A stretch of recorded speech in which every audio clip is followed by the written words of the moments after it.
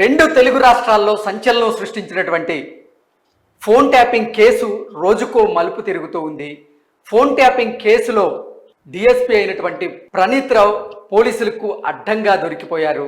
ప్రణీత్ రావు రాజ్యాంగ విరుద్ధంగా చేసినటువంటి ఒక్కొక్క చర్య కూడా బయటికి వస్తూ ఉంది. అంటే గత ప్రభుత్వంలో అంటే కేసీఆర్ హయాంలో చేసినటువంటి ఈ ఫోన్ ట్యాపింగ్ వ్యవహారం ఇప్పుడు రెండు తెలుగు రాష్ట్రాల్లో సంచలనంగా మారింది. గతంలో ఉన్నటువంటి ప్రతిపక్ష నాయకుల మీద, అలాగే బీఆర్ఎస్లో ఉన్నటువంటి అసంతృప్త నేతలు ఎవరైతే ఉన్నారో వారి మీద, వారి భార్యల మీద కూడా ప్రణీత్ రావు ఫోన్ ట్యాపింగ్ చేసినట్లుగా మనకైతే సమాచారం అందుతోంది. హరీష్ రావు భార్య మీద, అలాగే సంతోష్ రావు భార్య మీద, కవిత భర్త మీద, అలాగే మరెంతో మంది మీద, రేవంత్ రెడ్డి మీద, రేవంత్ రెడ్డి తమ్ముడు మీద, డీజీపీ మీద, అలాగే కొంతమంది ప్రతిపక్ష నేతల మీద, కొంతమంది పారిశ్రామికవేత్తల మీద, రేవంత్ రెడ్డితో ఎవరెవరు టచ్లో ఉన్నారు, ఆ టచ్లో ఉన్నటువంటి పారిశ్రామికవేత్తలు ఎవరు, వారు ఏం మాట్లాడుకుంటున్నారు అనే విషయాలను తెలుసుకునే విధంగా కూడా ప్రణీత్ రావు ఈ ఫోన్ ట్యాపింగ్ ఒక బృందం ద్వారా చేయించాడు అన్నట్లుగా కూడా మనకి సమాచారం అందుతుంది. ఈ నేపథ్యంలో ఈ అంశానికి సంబంధించి మనతో మాట్లాడేందుకు Charan Kaushik Yadav TPCC general secretary మనతో ఉన్నారు. ఆయనతో మాట్లాడదాం. చరణ్ గారు హాయ్ అండి. చరణ్ గారు, ప్రణీత్ రావు గారు చేసినటువంటి రాజ్యాంగ విరుద్ధమైనటువంటి చర్యలు ఒక్కొక్కటి బయటపడుతూ ఉన్నాయి. ఫోన్ ట్యాపింగ్ వ్యవహారం రెండు తెలుగు రాష్ట్రాల్లో సంచలనంగా మారింది. అయితే ఈ ఫోన్ ట్యాపింగ్ వ్యవహారంలో ఒక్కొక్క నిజాలు బయటపడుతూ ఉన్నాయి. ప్రతిపక్ష నేతలతో పాటుగా బీఆర్ఎస్లోనే ఉన్నటువంటి కొంతమంది నేతల ఫోన్లు ట్యాప్ చేసినట్లుగా, వాళ్ళ భార్యల ఫోన్లు కూడా ట్యాప్ చేసినట్లుగా, అలాగే డీజీపీది, రేవంత్ రెడ్డిది, వాళ్ళ తమ్ముడిది, వాళ్ళ కుటుంబ సభ్యుల మీద కూడా ఫోన్ ట్యాపింగ్ చేసినట్లుగా కూడా సమాచారం అయితే అందుతోంది. దీని మీద మీ స్పందన ఏంటి? ప్రణీత్ రావు ఎవరి ట్యాపింగ్ చేసినా, అంటే ఏ వ్యక్తిది ట్యాపింగ్ చేసినా అది చట్ట విరుద్ధం అనేది చాలా స్పష్టం. ఎందుకంటే ప్రాథమిక హక్కులకు భంగం కలిగించే విధంగా ప్రణీత్ రావు గారు వ్యవహరించడం అనేది చాలా స్పష్టం. ఎందుకంటే అది అధికారంలో ఉన్నటువంటి పార్టీ నాయకుల మీద చేసిరా, లేకపోతే అధికారుల మీద చేసిరా, లేకపోతే అధికారంలో ఉన్నటువంటి భార్యల మీద, అంటే వాళ్ళ భర్తల వివరాలు తెలుసుకోవడం కోసం భార్యల ఫోన్ కూడా ట్యాపింగ్ చేసినంటే, ఆనాడు తెలంగాణ రాష్ట్రంలో అధికారంలో ఉన్నప్పుడు కల్వకుంట్ల కేసీఆర్ గారు ఆ దుర్మార్గల మూలంగానే ఈ ప్రవీణ్ రావు గారు రెచ్చిపోయినట్టుగా మేము భావిస్తాం. ఎందుకంటే డీజీపీ గారి ఫోనే ట్యాపింగ్ జరిగిందంటే ఈ రాష్ట్రంలో రక్షణ వ్యవస్థను, అంటే శాంతి భద్రతలు రక్షించే వ్యక్తి యొక్క ఫోన్ కూడా ట్యాపింగ్ చేసిరంటే ఎవరిని కూడా కేసీఆర్ గారు నమ్మలేదని చాలా స్పష్టంగా కనపడతా ఉంది. ప్రణీత్ రావు గారే చేసిరా, వీరి వెనకాల ఉండి ఇంకా ఎవరెవరు చేపించారనే విషయాలు కూడా, ఇంకా వాస్తవ విషయాలు బయటకు రావాల్సిన అవసరం ఉంది. అదే కాకుండా చట్టాన్ని చేతిలో తీసుకొని ప్రణీత్ రావు గారి ఫోన్ ట్యాపింగ్ పాల్పడడం అయితే చాలా దుర్మార్గమైన చర్యగా మేము భావిస్తా ఉన్నాం.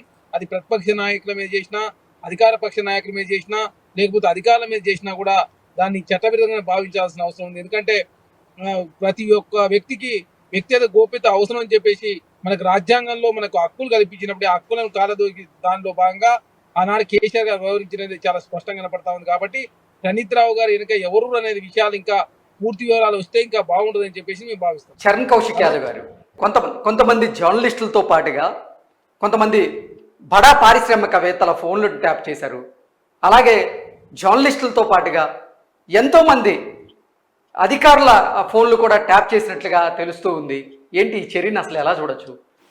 ఎందుకంటే తెలంగాణ రాష్ట్రంలో వ్యాపారం చేసే వ్యక్తుల మీద కావచ్చు, అదేవిధంగా అధికారంలో ఉన్నటువంటి రాజకీయ నాయకుల మీద కావచ్చు, ప్రతిపక్షంలో ఉన్నటువంటి నాయకుల మీద కావచ్చు, ప్రజా సంఘాల మీద కావచ్చు, జర్నలిస్టుల మీద, వీరందరి మీద నిఘా పెట్టినంటే తెలంగాణ రాష్ట్రంలో కేసీఆర్ గారు ఎవరు ఏం చేస్తా ఉన్నారు, మా ప్రభుత్వానికి ఎవరు వ్యతిరేకంగా పనిచేస్తా ఉన్నారు అనే విషయాన్ని తెప్పించుకోవడం కోసం ప్రణీత్ రావు రూపంలో ఆనాడు అధికారం ఉన్నటువంటి కేసీఆర్ గారే ఈ దుర్మార్గాలకు పాల్పడేట్టుగా మేము భావిస్తా ఉన్నాం.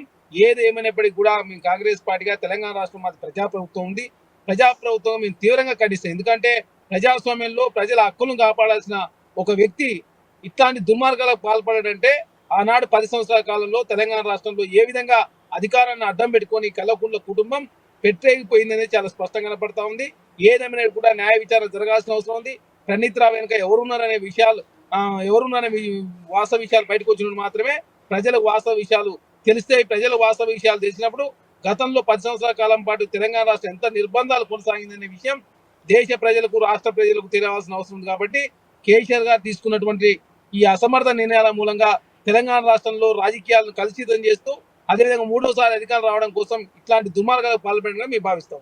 ఓకే, చరణ్ కౌశిక్ యాదవ్ గారు, ఈ ప్రణీత్ రావు గారి వ్యవహారంలో కాంగ్రెస్ పార్టీకి సంబంధించినటువంటి నేతలే ఎక్కువ మంది బాధితులుగా ఉన్నట్టున్నారు. ఎస్, నేను చెప్తా ఉన్నాను కదా, కాంగ్రెస్ పార్టీ ఆనాడు తెలంగాణ రాష్ట్రంలో భారతీయ జనతా పార్టీ అదేవిధంగా బీఆర్ఎస్ పార్టీ మీద ఆనాడు కాంగ్రెస్ పార్టీ పోరాటం చేసిన మాట వాస్తవం. కేంద్రంలో నరేంద్ర మోడీ గారు ఇట్లాంటి విధానాలను పాల్పడుతూ దేశంలో మూడవసారి అధికారం రావాలని చెప్పి వారు కలగలుగుతా ఉన్నారు. తెలంగాణ రాష్ట్రంలో కేసీఆర్ గారు 10 సంవత్సరాల కాలం పాటు అప్పటికే అధికారంలో ఉండి నిర్బంధాలు కొనసాగించడంతో తెలంగాణ రాష్ట్రంలో ఉన్నట్టు ప్రజలంతా కూడా కేసీఆర్ గారి ప్రభుత్వాన్ని చిదరించుకునే పరిస్థితిలో ఎవరేం చేస్తున్నారు, ఏ విధంగా నా ప్రభుత్వం మీద అంటే ప్రజల నుంచి వచ్చే స్పందన ఏ విధంగా ఉంది, రాజకీయ నాయకులు ఏ పార్టీలో పోతా ఉన్నారు, అదేవిధంగా ప్రతిపక్ష పార్టీల మీద ఎలాంటి పోరాటం చేస్తా ఉన్నారు, ప్రతిపక్ష పార్టీలకు సహకరించే వ్యాపారులు ఎవరని చెప్పేసి ఇవన్నీ తెలుసుకోవడం కోసమే ఆనాడు ప్రణీత్ రావు గారిని అడ్డం పెట్టుకొని ఆ ప్రతిపక్షాలను నిర్వీర్యం చేసే ప్రయత్నం కేసీఆర్ గారు చేసినట్టుగా మేము భావిస్తా ఉన్నాం. ఏదేమైనప్పుడు కూడా తెలంగాణ రాష్ట్రంలో ప్రజాప్రభుత్వం ఉంది కాబట్టి ప్రణీత్ రావు గారు ఇంకా ఏ దుర్మార్గాల పాల్పడిన విషయాన్ని కూడా తెలంగాణ రాష్ట్రంలో కాంగ్రెస్ ప్రభుత్వం ఖచ్చితంగా బయట పెడుతుందని చెప్పేసి మేము భావిస్తా ఉన్నాం. ఖచ్చితంగా చట్టం ప్రకారం చర్యలు ఎవరు తప్పు చేసినా కూడా చర్యలు తీసుకోవడానికి తెలంగాణ రాష్ట్రంలో ఎలా బయట పెడతారు? ఇప్పటికే సాక్ష్యాధారాలన్నింటినీ కూడా మాయం చేశారు అనేటువంటి కొన్ని వార్తలు వస్తూ ఉన్నాయి. ఈ నేపథ్యంలో ఆయన చేసినటువంటి ఇటువంటి నేరాలన్నీ కూడా ఎలా బయట పెడతారు కాంగ్రెస్ పార్టీ అంటే ఏం చెప్తారు? దేనికైనా సాక్ష్యాధారాలు మాయం చేసినప్పుడు కూడా ఆ సాక్ష్యాధారాలను ఏ విధంగా వెలికి తీయాలని చెప్పేసి ఒక పద్ధతి ఉంటుంది. దానిలో కూడా ఎక్స్పర్ట్స్ ఉంటారు కాబట్టి చట్టం తన పని తాను చేసుకుంటూ పోతుందని చెప్పి మేము భావిస్తా ఉన్నాం. ఎందుకంటే కొంతమంది ప్రణీత్ రావు గారు లాంటి వాళ్ళు కొంతమంది ప్రభుత్వం ఆనాడు చెప్పిన మూలంగానే ఈనాడు వారు శిక్షలు పడే పరిస్థితి వచ్చింది. కాబట్టి ఎవరైనా కూడా చట్టం పరిధిలోకి పనిచేసిన చట్టం లోపల పనిచేసినట్లయితే ఎవరికి కూడా ఏమి ఇబ్బంది రాదు. ప్రభుత్వాలు వస్తుంటాయి పోతుంటాయి కానీ అధికారులు శాస్త్రం విషయాన్ని గ్రహించాల్సిన అవసరం ఉంది. ఎందుకంటే దేశంలోనైనా రాష్ట్రంలోనైనా ప్రభుత్వాలు మారుతూ ఉంటాయి కానీ అధికారులు వారికి అంటే రిటైర్మెంట్ అయ్యే వరకు అదే పోస్టింగ్ లో ఉండాలి. కాబట్టి ఖచ్చితంగా ఎవరైనా చట్టాలు లోబడి పనిచేయాల్సిన అవసరం ఉంది.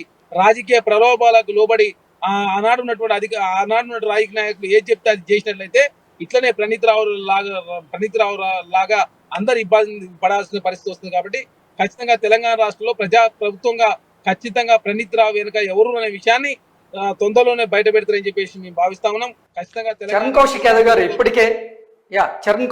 గారు ఇప్పటికే ప్రణీత్ రావుని పోలీసులు అదుపులోకి తీసుకున్నారు. ఒక రహస్య ప్రదేశంలో ఆయన్ని విచారిస్తున్నట్లుగా కూడా తెలుస్తోంది.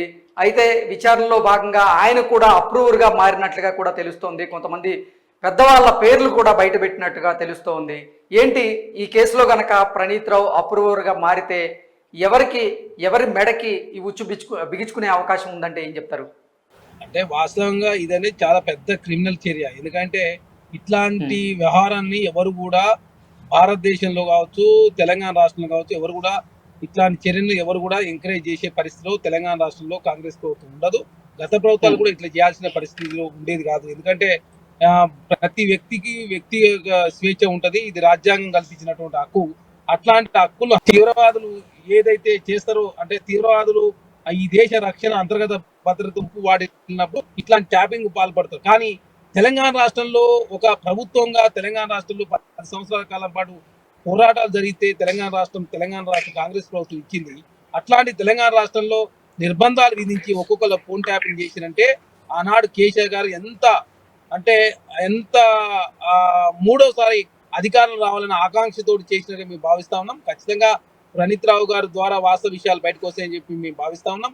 ఖచ్చితంగా వాస్తవ విషయాలు బయటకు వచ్చినప్పుడు ఎంత పెద్ద వ్యక్తి ఉన్నా కూడా ఖచ్చితంగా చట్టం ప్రకారం చర్యలు తీసుకుంటాం. ఎందుకంటే మేము ప్రజాప్రభుత్వంగా గతంలో కూడా 10 సంవత్సరాల కాలం పాటు పోరాడినాం. కానీ ఎన్ని నిర్బంధాలు విధించినా కూడా వారిలాగా మేము తెలంగాణ రాష్ట్రంలో ప్రజాప్రభుత్వం కాబట్టి ప్రజలు ఏదనుకుంటా చేయడానికి సిద్ధంగా ఉన్నాం. కాబట్టి అట్లాంటి పరిపాలన అందించొద్దని చెప్పి కాంగ్రెస్ ప్రభుత్వం మేము భావించినాం. కాబట్టి నిర్బంధాలు లేని తెలంగాణ ఉండాలని చెప్పి కాంగ్రెస్ పార్టీ కోరుకుంటా ఉంది. ఇట్లాంటి ఫోన్ ట్యాప్లకు పాల్పడొద్దని చెప్పి కాంగ్రెస్ పార్టీ కోరుకుంది. అదే కాకుండా తెలంగాణ రాష్ట్రంలో కాంగ్రెస్ ప్రభుత్వం ఏర్పడిన తర్వాత మీరు చూస్తా ఉన్నారు, వాట్సాప్ కాల్లు బంద్ అయిపోయినాయి, ఫేస్ టైంలు బంద్ అయిపోయి యథేచ్ఛగా ఎవరి ఫోన్లు వాళ్ళు ఫోన్ చేసుకునే పరిస్థితి తెలంగాణ రాష్ట్రం ఉండాలని చెప్పి కాంగ్రెస్ ప్రభుత్వం కోరుకుంది. దానిలో భాగంగా మా ముఖ్యమంత్రి గారు కూడా మాతో చాలా సందర్భాలు అన్నమాట మేము చూసినాం. ఎందుకంటే మనం తెలంగాణ రాష్ట్రంలో నిర్బంధాలు కొనసాగుతా ఉన్నాయి. కనీసం మన ఫోన్లు మనం మాట్లాడుకునే పరిస్థితులు లేము. ఫేస్ టైం వాట్సాప్ మీద ఆధార పరిస్థితి ఉన్నదంటే తెలంగాణ రాష్ట్ర నిర్బంధాలు ఉన్నాయని చెప్పేసి ఆనాడు టీఆర్ఎస్ పార్టీ మీద పోరాటం చేసేటప్పుడు మా ముఖ్యమంత్రి గారు ఆనాడు సందర్భంగా చెప్పిన సందర్భం మేము చూసినాం. కాబట్టి తెలంగాణ రాష్ట్రంలో ప్రజలు కోరుకున్న మా ముఖ్యమంత్రి అయింది. కాబట్టి రేవంత్ రెడ్డి గారి ప్రభుత్వం తెలంగాణ రాష్ట్రం ఏర్పడిన తర్వాత ఫేస్ టైంలు వాట్సాప్ బంద్ అయినాయి. అదే కాకుండా నిర్బంధాలు ఉండొద్దని చెప్పి కాంగ్రెస్ పార్టీ కోరుకుంది. కాబట్టి ఇందిరా పార్క్ దగ్గర ధర్నాలు చేసుకోవాలని చెప్పి కాంగ్రెస్ పార్టీ ఇందిరా పార్క్ దగ్గర పర్మిషన్ ఇవ్వడం జరిగింది. దానిలో భాగంగా మొన్ననే కల్వకుంట్ల కవిత గారు కూడా ధర్నా చేసుకున్న సందర్భం మనం చూసినాం.